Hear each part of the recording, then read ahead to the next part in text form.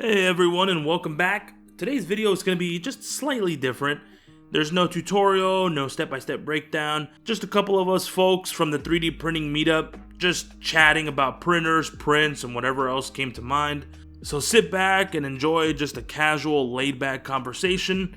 Anyways, let's get into it. And I'll endeavor to get that running when someone else takes the floor, but it actually has AI built into it, and it will pause itself if it detects spaghetti or if it detects something else that's on the bed.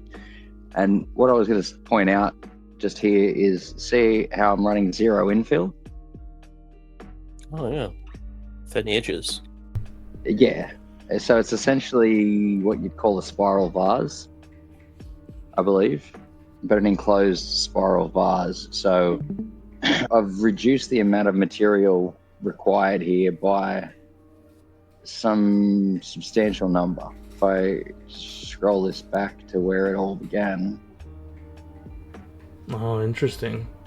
Jesus Christ, that's big. Yeah, I didn't scale the download like I should have. But I think I did that semi-intention because it gives more detail.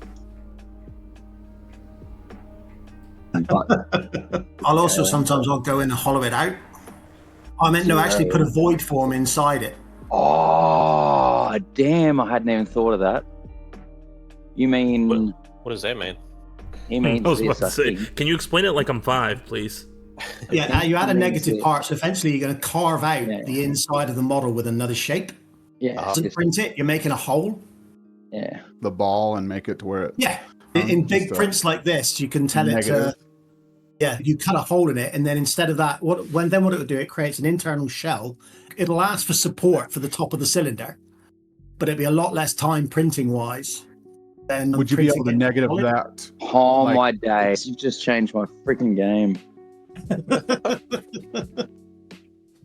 So I think at the moment, they're currently printing, and it's taking 2.5 hours per side, and maybe 200 grams per side.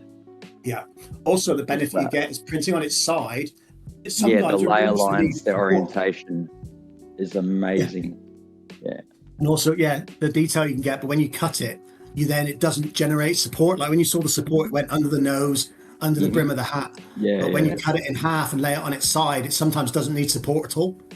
And I would also say, hang on, for anyone who's getting into 3D printing and letting their slicer teach them, like I have, what's best and how to do it, is when you're examining what it's going to do it like this, and look at the breakdown, is that going to actually...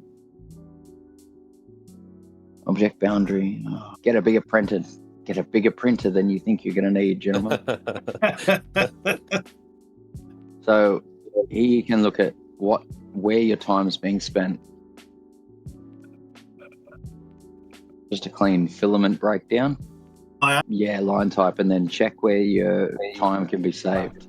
You come back to prepare, and you go into quality, and you probably saw it before I did. So if you didn't like the top surface time, so I imagine that you took note of what that was. If I was to reduce that back down to 2 layers, which is that's getting very sparse. That's 2 layers at 0.28. So that's actually all right. Nearly half a mil.